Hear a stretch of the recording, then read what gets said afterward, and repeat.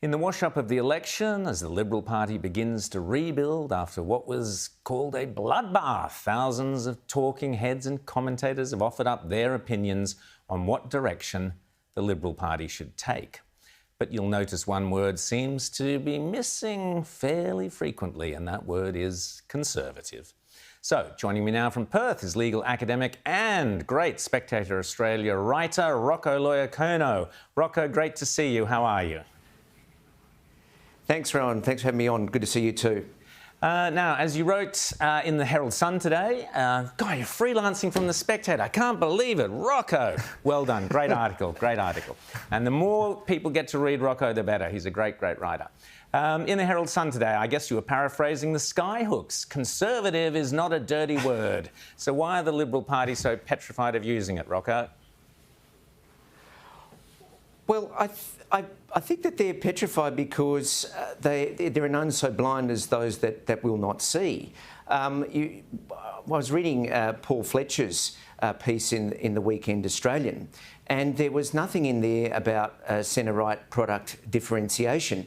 And when the Liberals actually differentiate themselves from Labor and the Greens, rather than becoming a little less green and a little less teal, is when they're successful. They seem to want to ignore the position that the Liberal Party is the custodian of both the Conservative, the Burkean Conservative, and the Mills Liberal tradition. And when it's blended together, that's when the Liberals are electorally successful. And that was the way it was under Menzies, that was the way it was under Howard, and that was the way in 2013 it was under Tony Abbott.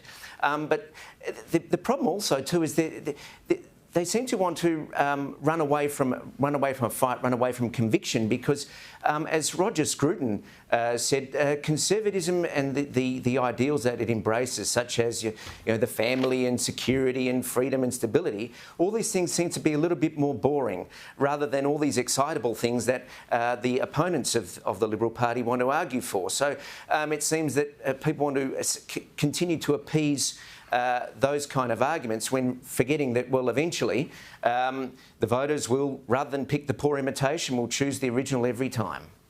Well, Rocco, as you point out, Margaret Thatcher had a great term for what you referred to, I guess, as the small L Liberals, or the moderates, as they like to think of themselves, or the modern Liberals, most of whom have now been punted. But anyway, that's their problem. Margaret Thatcher called them the wets. I prefer the term bedwetters. It's just bedwetters has a nice visual imagery to it. But Winston Churchill... Sorry, Rocco.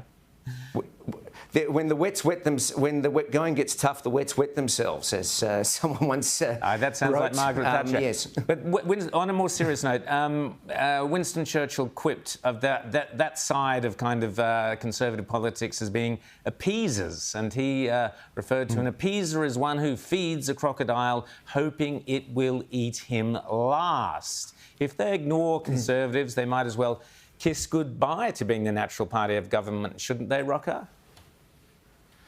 Well, that's it, and I mean, only have to look at the policies that have won Liberals elections and have seen them maintain government and become the natural party of government. Policies that support families, that support small business, that argue for things not based on ideology but on common sense. I mean, the Liberals always prided themselves as the defenders of the Constitution and the constitutional system of government, and this is why they've been electorally successful. But when they start abandoning those things, it's when things start going pear-shaped for them.